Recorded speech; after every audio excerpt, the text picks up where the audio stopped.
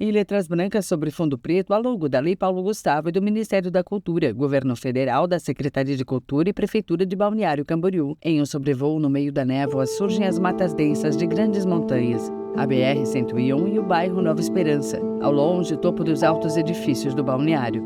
Quando cheguei a Balneário Camboriú, em 2012, sentia como se estivesse vivendo no melhor lugar do mundo. Voz de Denise Serafini. A atmosfera daqui me encantou. Temperatura agradável, Topo de arranha-céus. sol, a qualidade de vida tão desejada por tantos que buscam a cidade para viver. Ao longe, a roda Agitação gigante. ou calmaria. Os prédios querendo tocar o céu. Nuvem no topo de um prédio. A orla tão democrática. Orla em curva. O ir e vir de turistas e moradores. Eu pensava, é um privilégio Calçada viver estilizada. aqui. Tudo me fascinava, mas minha curiosidade me deixava inquieta. Meu desejo era o de buscar a essência da cidade. Explorar as memórias de quem ao longo dos anos foi moldando o Balneário Camboriú e construindo tantas histórias e curiosidades sobre essa terra. Um abraço entre mulheres. O título, desenhado em branco em letras minúsculas, é intercalado com atrações turísticas da cidade. O bondinho, a capela Santo Amaro, a roda gigante, o barco pirata, a rede de pesca e o Cristo Luz, por Denise Serafini. As ondas calmas quebram na areia. Denise e Mariana Schickman andam na praia de Laranjeiras. Como é que era? Eu acho que a própria vista que tinha, não tinha nada de prédios, Não, não tinha. Já tinha um deck aqui, porque esse barco pirata tem há bastante tempo, mas era bem mais tranquilo, assim, ele era menor, ele não ia até tão longe, então a gente pulava do deck, tipo criança, pulava ali de cima e fazia as trilhas, andava pelo costão, era muito gostoso, muito gostoso. E vinha com os amigos também, assim, né? Ou era só a família mesmo, os primos? Não, a minha lembrança é de família mesmo, porque a gente era muito pequenininho, assim, né? Então, assim, enchia o carro, enchia a Belina, né? Enchia a Belina, vinha... Eu tenho tios que são 5 anos mais velhos só que eu, então, tipo, vinha os tios juntos, vinha todo mundo com o carro cheio, vinha com o carro dos meus avós também. A gente pegava um dos campings do estacionamento e passava o dia na farofa, assim. Mariana e Denise são mulheres jovens brancas. É muito no gostoso. horizonte da areia, a montanha que avança para dentro do mar. E nesse local aqui foram encontrados vários desses resquícios, né? Dessas Sim. comunidades todas. No momento que começou essa exploração aqui em Laranjeiras também, foram identificados sítios arqueológicos. São 7 sítios arqueológicos ali que têm todos esses elementos. O que acontece com tudo isso? Qual que é a importância de encontrar esse material?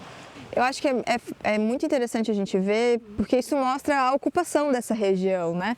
De frente uma para outra. Que já é habitada há milhares de anos. Isso aqui nunca foi uma terra deserta. Isso aqui sempre teve pessoas morando e habitando e chamando isso aqui de sua casa. Então, os homens do Sambaqui são os primeiros registros que a gente tem de populações habitando a nossa região. Fotos da Eles época. eram nômades, mas aqui era um dos lugares que esse nomadismo deles eram em alguns pontos rotativos, né? Então aqui era um dos lugares que eles escolheram para viver. O Padre Roque era um padre pesquisador de Florianópolis, veio até aqui para fazer essa pesquisa e foram encontrados bastante material. Inclusive, uma das ossadas é considerada uma ossada raríssima, que é a ossada de uma mulher grávida com o feto junto. Foto É algo muito 1977. raro de se encontrar. E criaram um museu, primeiro aqui em Balneário Camboriú, museu, né? Depois foi transferido para Situr. Nildo Teixeira Está Júnior. lá até hoje. Mas eu não vejo assim uma valorização nesse... Se fosse Estados Unidos, os caras estavam vendendo broche do museu. E a maioria das pessoas que vêm para cá não conhece essa história de Balneário Camboriú, né? No totem branco, a mudança do nome da matriz para a Igreja de Santo Amaro do bairro da Barra. A igreja, no estilo português, branca, contornos amarelos, portas e janelas azuis. Nós estamos aqui nessa capela, esse lugar lindíssimo, e ela é um marco, tanto do desenvolvimento da região, quanto um marco religioso importantíssimo para a comunidade. Ela é esse marco de desenvolvimento porque quando a gente pensa que esses imigrantes estão chegando aqui, num lugar de mata fechada, num lugar em que havia populações indígenas transitando, em que então havia esse risco de conflito com essas populações que viviam aqui. Então pensar que essas pessoas chegaram aqui, começaram a conseguir se estabelecer e daí conseguir construir uma capela. Elas frente a frente. Isso para eles é um feito, é uma vitória muito grande, né? E a capela não era só o marco da fé, mas ela também era um marco político, era aqui onde as pessoas se reuniam para todo tipo de reunião que fosse necessária, para todas as decisões que precisavam ser tomadas.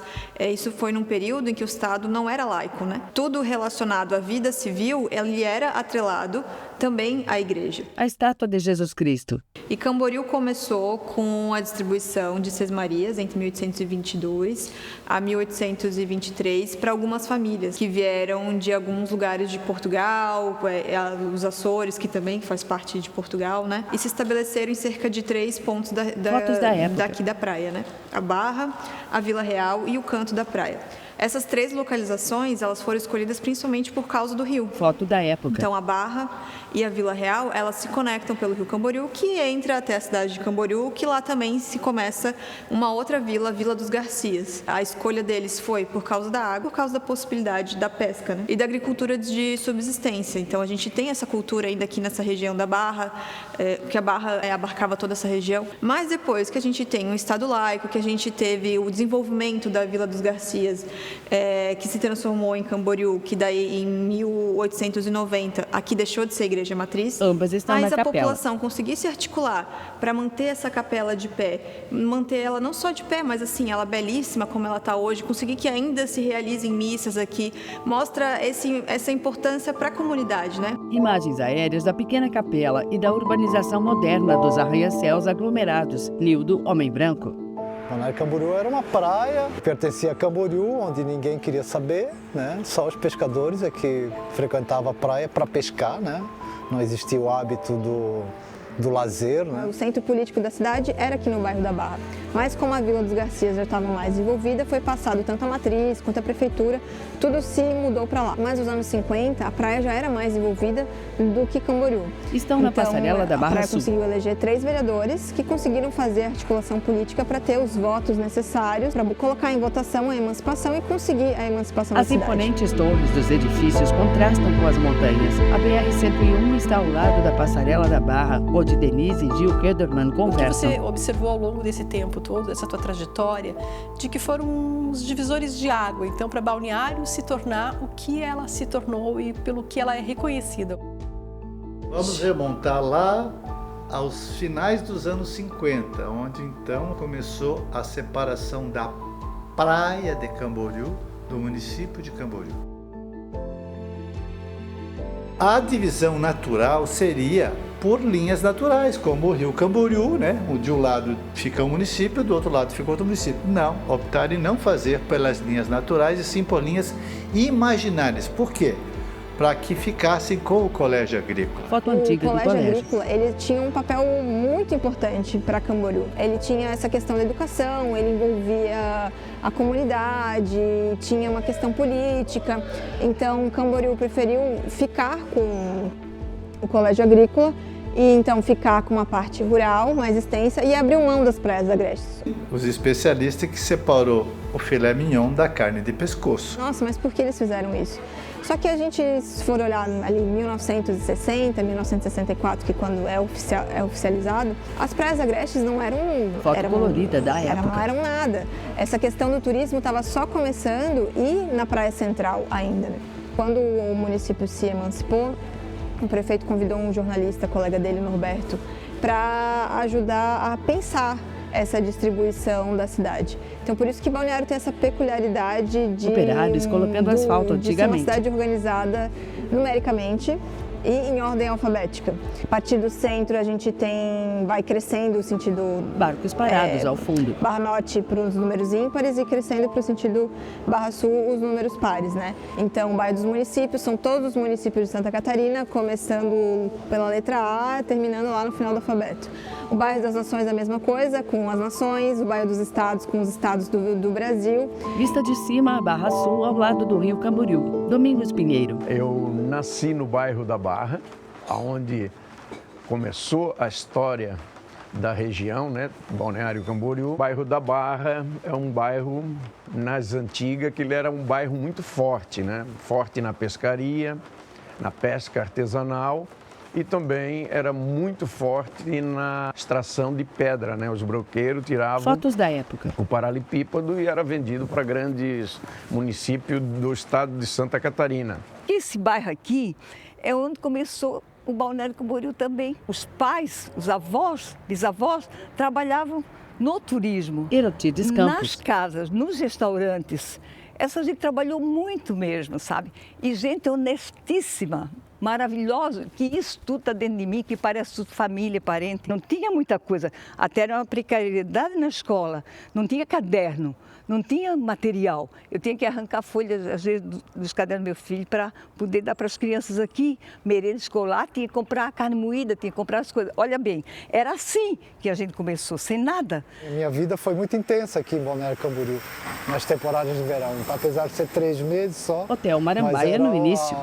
A época do ano que eu mais gostava. A gente brincava, né? Pegava onda, jogava futebol de areia, vivia na água, né? Eu lembro que na época tinha os navios que passavam ali no horizonte e soltavam óleo. Então a gente chegava em casa cheio de piche no pé, aí era cheio de lenda, passa isso, passa aquilo, porque o pé ficava preto de piche. Imagem aérea da BR-101 no Morro do Boi. Letreiro de plástico branco com letras amarelas sobre ícones praianos. Escrito Morro do Boi desde 2007. Denise conversa com Sueli Marnete Neodoro. Eu tenho muita lembrança assim, dos meus irmãos menores, e quando a minha mãe foi ganhar eles, estava no quarto, meu pai expulsou nós. Então ali na frente ali era um campinho que a gente ficava brincando, né? Então a gente só podia voltar para dentro de casa depois que a minha mãe tivesse ganhado neném, tivesse com o neném no braço, e a gente ficava esperando a cegonha, né? Ficava olhando para cima para a cegonha.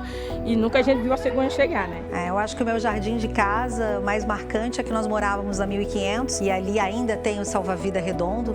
E era o meu parque de brinquedos. Era onde eu ia brincar em frente à praia, bem de frente à ilha também. E nós nadávamos muito e várias vezes eu fui até a ilha nadando. Os meus irmãos acamparam lá por algumas vezes. Nós temos várias fotos dessa época que contam uma história Andressa Maciel Negrini. Que não se vive mais, né? A infância é totalmente diferente da infância de hoje, né? Esse rio aqui, eu morava ao lado da passarela ali. Está dentro então, do quer bairro. dizer, toda hora nadando de um lado para o outro. 50 anos passados, esse rio aqui, ele tinha uma água muito linda, uma água sem poluição. Trabalhava descalço, atravessava o rio nadando. Hoje o rio já é muito mais sujo. Fabiano Felipe. A gente vinha aqui, jogava bola, que aqui tinha uma coroa que a maré baixava. Antes do pessoal vir fazer o passeio de barco, a gente tava jogando bola. Fotos do canal Dá da pra Barra. imaginar isso hoje? Daí vai, entra na água, tira a água salgada e vai pro barco trabalhar.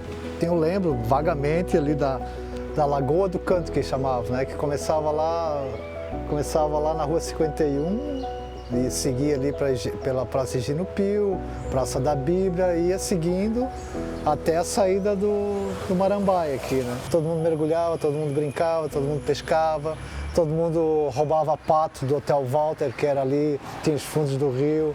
Então assim, para a criançada era uma beleza. Eu sempre fui mais local. Aí eu começo a vir para Barra Sul para trazer marmita para o meu pai. Começava a atravessar com um barquinho de a remo. E também não tinha outras facilidades para vir para cá. Tinha também o seu Maneca, que atravessava com a baterinha e volta e meia às vezes eu pegava até com ele. Tinha uma época que se dava 50 centavos para atravessar e tal. Porque tudo que a gente plantava aqui na comunidade era vendido no balneário, para os turistas do balneário. Mas não era levado de caminhão. Era levado nas costas. Sueli Mulher Negra, no letreiro Comunidade Quilombola, a Casa Azul em meio à mata e a placa de Sueli com o título de cidadã benemérita, os imponentes coqueiros e a roupa secando estendida no varal, balançando ao vento. A tela escurece. Da vista aérea do Morro do Boi, a BR-101 corta a mata fechada das grandes montanhas. Ao longe, se vê Balneário Camboriú. Osmar Nunes Filho. Eu vejo os pioneiros aí que chegaram aqui nos anos 50, nos anos 60 e nos anos 70, que tiveram uma visão muito grande. Tivemos aqui pessoas que fizeram o maior cinema da região, que na época não existia, quase tamanho maior que a população da cidade. Cinemas que só tinham no Rio de Janeiro, equipamentos como boliche, de lazer, de entretenimento também, edifícios como tiveram aqui já na década de 70, maiores do estado ou da região sul, depois superando também um edifício de 30 andares na época. Então tudo isso, eu vejo que os pioneiros foram muito corajosos aqui, pessoas que vieram para cá e que colocaram a sua energia muito boa aqui. Pioneiro é pioneiro, né? Com maior repercussão ou menor repercussão, eles são pioneiros, assim, aqui tem vários muito famosos. Temos aqui na Barra de Pioneiros a Rua Antônio Bittencourt, que é a rua que corta toda a Pioneiros em direção a Itajaí. Antônio Bittencourt foi intendente de Camboriú nos anos 20, era um homem grandão, 1,92 m, tinha uma família numerosa e ele era proprietário de toda a área sul da Avenida Central, ali onde tem o Miramar, né, o antigo Miramar. Atrás do Miramar em diante era tudo dele. Hotel na época. E ele chamou o filho dele, o Laureano, disse: "Ó, Laureano, tu vai lá para a praia porque está começando a vir gente, então nós vamos abrir uma mercearia lá e tu vai tocar a mercearia." O Laureano ficou brabo, né? O que eu vou fazer lá, naquele fim de mundo e tal? Mas bem pertinho do Miramar, do antigo Miramar, ele abriu a vendinha ali. Outro nome importante é o de Jacob Schmidt. Esse nome alemão é porque ele veio nos anos 20, ele veio para cá de Gaspar. E ele que abriu o Strand Hotel, né?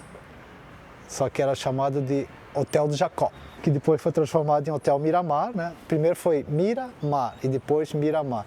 Então ele abriu em 28 e 34 já era o Miramar. Basicamente esses hotéis tinham função de quê? Função terapêutica, né? Não era de lazer, né? As pessoas vinham aqui se tratar. Muita gente veio morar em Balneário Camboriú por orientação médica, né? Hotel Fischer. Então já na época o Hotel Strand era um hotel terapêutico. Nem se pensava em turismo ainda. Atual Roda Gigante. Nessa tua infância, você tem muitas histórias também do pequeno comércio que começou aqui, como a própria história do seu Oliane. O seu João Oliane, quando ele veio para Balneário Camboriú trabalhar como servente de pedreiro, Gil Köderman. Ele, apesar de ele não saber ler e escrever, ele sempre dizia: "Eu não sei ler e escrever, mas eu não sou burro." Então, na época, ele montou uma quitandinha, na realidade um botequinho. Um pouco de madeira de eternite e fez um balcãozinho na frente para fazer um barzinho, um botequinho mesmo. E como aqui a rua Dom Afonso, que hoje é 3.700, para lá depois da ponte é Dom Afonso, para cá é 3.700, ela pegava todo o fluxo dos pescadores da Barra Norte e um pouco do pescador do Suquiú para o bairro São Francisco, para Camboriú. Então eles pegavam os peixes, passavam aqui no Seu João para tomar uma cachaçinha, uma coisinha aí, e pendurava o peixinho ali. Aí veio um, veio outro, e as pessoas que passavam, que era a única rua que tinha movimento, olhavam para aquilo ali, pensavam que era para vender, e aí o Seu João começou a vender, e o resto da história eu não preciso te contar. Ali no trevo principal, na 3.300, também tinha o material de construção do Seu Osni. O Seu Osni veio lá da roça, como a gente chamava, montar um caldo de cana. Ele montou um caldinho de cana, porque ali era um trevo principal da 3.300, que entrava para a cidade. E naquela época tinha a Cerâmica Aurora, fazia umas lajotas que eram muito famosas, que você cortava ela no meio para sentar. E como o trevo ali era muito perigoso, dessa caminhonete, ele tombou bem ali, o cara foi desviar e acabou tombando ali. E esparramou ali pelo asfalto e pelaquela região ali, essas lajotas. Mas o cara não se machucou, nada, ele passou a mão junto com o Seu Osni, amontoou ali do ladinho as lajotas ali, bonitinho, e foi embora para pegar um outro carreto. Passou uma pessoa: "O senhor vende?" Disse: "Não, isso aqui não é meu, coisa e tal, aí, mas eu vou falar com o cara." E aí o cara começou começou um negócio ali, e virou um grande material de construção, etc e tal, e vai. Mas o seu Aldo, para vir para Balneário Camboriú, também é uma história. Ele tinha uma barbearia na cidade de Botuverá. E barbearia em cidade pequena é a corretora, é a imobiliária, é o banco, é a fofoca geral. Todo mundo conversa ali, porque não tinha celular, não tinha rede social, não tinha nada disso. Então o seu Aldo conseguiu negociar uma fazenda.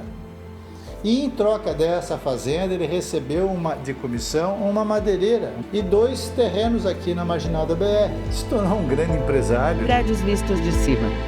O legal do Balneário Camboriú, que pouca gente percebe, também é o associativismo que existe aqui na cidade. Desde a época da energia elétrica, da própria água, da questão do turismo, as pessoas costumam se mexer antes que o poder público se mexa, né? Eles sentem a necessidade. Energia elétrica, por exemplo. Nós pertencíamos a Camboriú e Camboriú não tinha energia elétrica ainda também. E através de empresários que frequentavam aqui, e na época a energia elétrica era tocada por empresa privada, então eles conseguiram que puxasse a luz de Itajaí para cá. E no dia fizeram a festa na Avenida Central, vamos inaugurar, tal. Quando foram ligar a luz, não tinha luz. Orla iluminada à noite. Aí, pô, como é que pode? Não é possível, não é possível. Aí foram descobrir, os caras de Camboriú tinham arrebentado os postes e tudo. Miguel Matos chegou aqui pós Segunda Guerra Mundial, ele já era um senhor. Veio aqui e viu o Hotel Balneário, que é o segundo hotel mais antigo de Balneário. E ele viu que o hotel estava todo estourado, todo esculhambado. Por quê? Porque as tropas do exército tomaram aquele hotel para cuidar dos... Olha que doideira, olha que neurose, né? Cuidar dos submarinos alemães que estavam circundando aqui, que invadiram tudo, né? Comprou e qual é o problema daqui de Balneário Camboriú? Água. Não existia água, a água era salobra. O que ele fez? Ele pegou aquelas varetinhas, né? Estica os indicadores. E saiu pela cidade procurando a água. Ele foi encontrar ali no morro, onde hoje é o Avan. E ainda é uma central de água ali até hoje, né? Fotos em preto e branco. Ali ele achou a água. O que ele fez? Ele puxou uma rede... Reservatório da época. Do morro até o hotel dele. E nesse trajeto, ele ia ligando de casa em casa. Então foi a primeira rede de água de Balneário Camboriú. Um nome que ninguém sabe quem foi Miguel Matos, né? Ninguém sabe, a maioria não sabe das pessoas que fizeram Balneário Camboriú. A imagem de drone passa entre os prédios de vários tamanhos e espessuras. 2 arranha-céus em construção. Nós, nativos, podemos contribuir um pouquinho, mas todas as pessoas que vieram de fora, nós somos muito gratos. Porque se não fossem essas pessoas que viessem de fora, nós não seríamos o que somos hoje. A gente não tinha muita noção do que ia acontecer. A Barra Sul não valia praticamente nada, né? Não é hoje a Barra Sul, digamos assim, super ou hipervalorizada, como naquela época era um redutozinho de pescador, ninguém dava muito valor. Vista do alto, a BR-101 nos 2 sentidos e o túnel do Morro do Boi para o norte. O caminho corta a montanha que leva à praia de nudismo do Pinho. O crédito da 101 ter traçado, a gente tem que dar ao nosso ex-presidente João Goulart, que tinha casa de praia aqui. Se não fosse ele, a BR teria outro traçado, ela teria passado quilômetros longe. Ela teria passado por dentro de Camboriú, então esse acesso fácil que a gente tem, o que facilita muito para o turista, isso não teria acontecido. O senhor Normando Tedesco era um visionário já desde aquela época. E ele sabia que ia sair a BR-101 nessa região. E ele, sem querer, aportou na Barra Sul e comprou umas terras na Barra Sul. E ele conseguiu trazer, então, um pouquinho a BR-101. No final da década de 90 para 2000, que nós tivemos realmente com a duplicação, então, esse crescimento esplendoroso. Isso começou, então, a criar um corpo à cidade e vai subindo de uma forma muito gradativa. O drone sobrevoa a Barra Sul. Para mim, na minha juventude, eu fiquei um pouco mal, eu diria, com o crescimento de Balneário Camboriú e a exploração de Balneário Camboriú. Andressa. Hoje eu tenho outros olhos. A chegada dos argentinos mudou a cidade.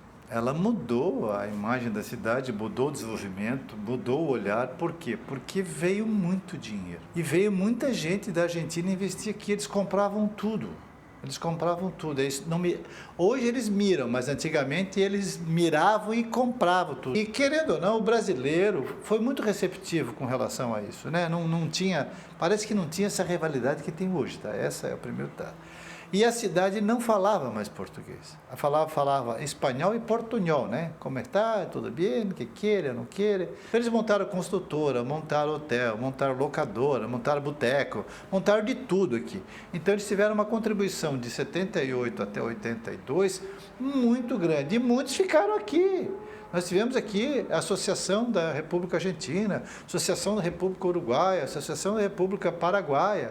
Tem vários aspectos aqui, pessoas importantes de rádio, jornais, televisão, que se instalaram aqui. E o turismo ele é muito importante não para o turista, ele é importante para o morador local. O turismo ele tem que ser bom para o morador local, ele tem que incluir. E ele é tudo. É muito importante que a gente entenda quanto o turismo é a cultura, ele é a saúde, ela é o saneamento básico, é o todo. Se nós não tivermos educação nas escolas para melhor receber, o turismo dessa cidade acaba. E o turismo veio para ficar em Balneário Camboriú, ele sempre vai ser Balneário Camboriú.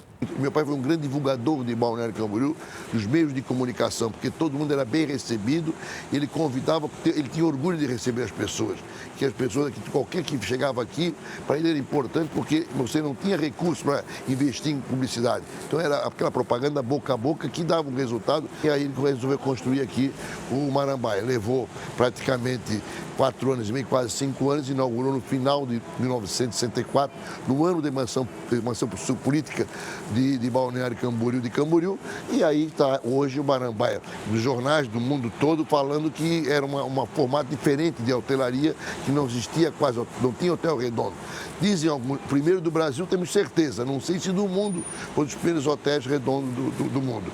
E com isso ele tornou-se o que é? Uma tradição de atendimento, a gastronomia muito boa, certo? Que meu pai investia muito, trazia cozinheiros de São Paulo, ou mandava as pessoas aprenderem lá tudo isso, para poder, com isso, o que é? Fazer realmente um tratamento diferenciado, que a hotelaria era muito rudimentar, era muito pessoal. Passaram mais de 4 mil funcionários nesses 60 anos do hotel. Quando chegou o ensino superior aqui em Balneário Camboriú? Quando chegou em 90, em abril de 90, veio instalar o curso de Turismo e Hotelaria em Balneário Camboriú. Ela não tinha uma sede própria, mas o município deu a Escola Presidente Médici, que é lá no bairro das Nações, para colocar os alunos lá, para começar o campus de Balneário Camboriú e o curso de Turismo e Hotelaria. Senhora Grisalha. Foi o primeiro curso do Brasil em bacharelado. O professor Edson Vilela, que era o reitor da época. E a professora Marlene Burato, que era uma inspiração dela, ela me convidou, como minha amiga de muitos anos, convidou para mim trabalhar na Univale. Foi um desafio realmente, né?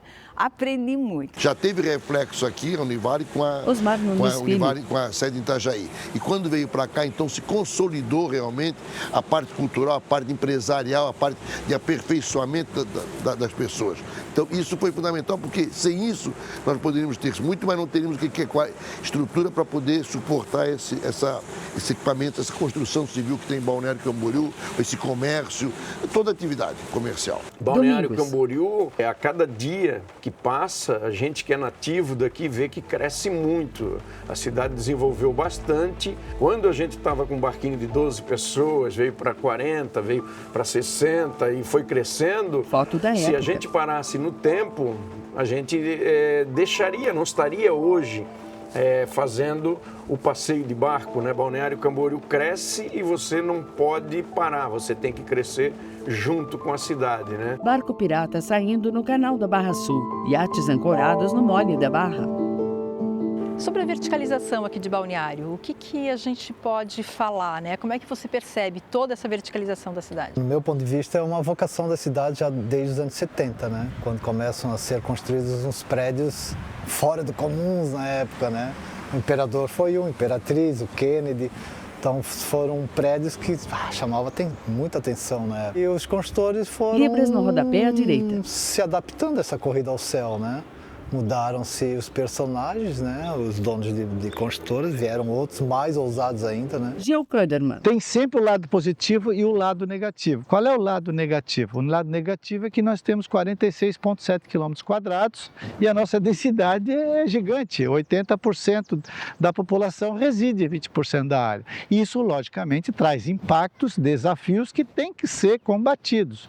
Mas não é só isso. O nosso rio está sofrendo. As duas cidades não são mais uma e outra.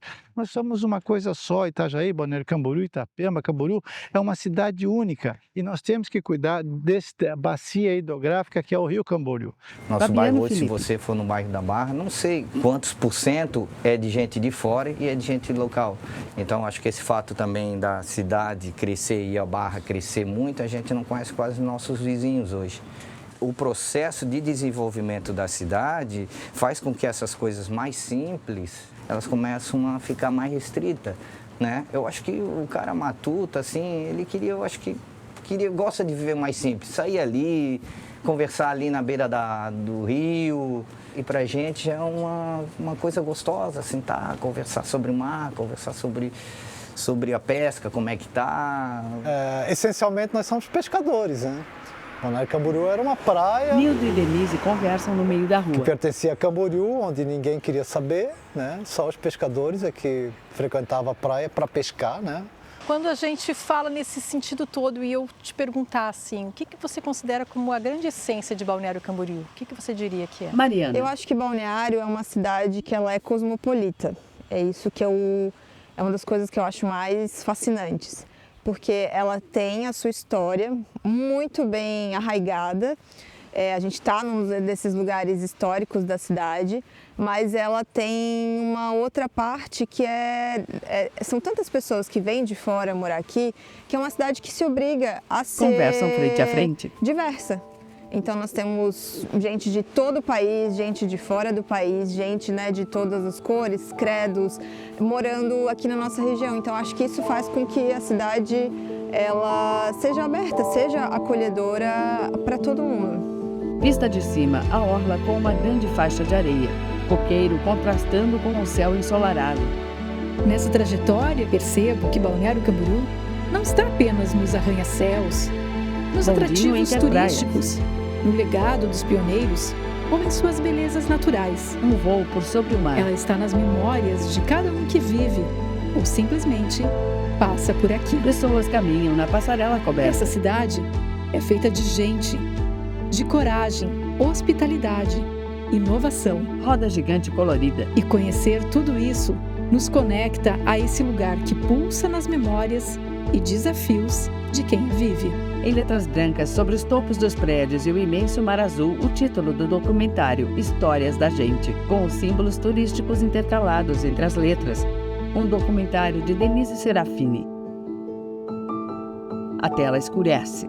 Sobem de baixo para cima sobre um fundo preto em letras brancas os créditos. Produção executiva, direção e roteiro Denise Serafini. Produção Caroline Batista da Silva, Manuela da Costa Brandt. Direção de fotografia, operação de câmera, Juliano Freitas, Lucas Correia. Som direto, Luiz e Cristine Moreira. Foto estilo, Lucas Correia. Montagem, Ian Dietrich. Finalização, Juliano Freitas. Design gráfico, Jefferson Kalinowski. Acessibilidade, Voz da Visão, Pat Biggin e equipe. Assistência jurídica, Lucas Correia, Matheus Branco. Contra-regra, Matheus Branco. Secretaria de Produção, Camille Borgman. Agradecimento especial, Andressa Maciel Negrini, Domingos Pinheiro, Herodites da Silva Campos, Fabiano Felipe, Mariana Schlickman, Nilzo Teixeira de Melo Júnior, Gil Köderman, Osmar de Souza Nunes Filho, Sueli Marlete Leodoro. Agradecimentos locações, Barco Pirata, Capela Santo Amaro, Cristo Luz Complexo Turístico, Mendes Empreendimentos, Marina Beach Towers, Restaurante Number 7, Acervo de Imagens, Arquivo Histórico, Herodites Campos, Gil Köderman, Nilzo Teixeira de Melo Júnior, Andressa Maciel Negrini. Divulgação PMFBC. Fotos antigas e história de Balneário Camboriú. João Luiz Biduski Filho, Ginter Schroeder, Aloysio Filho, Cleiton Marcos Oliveira.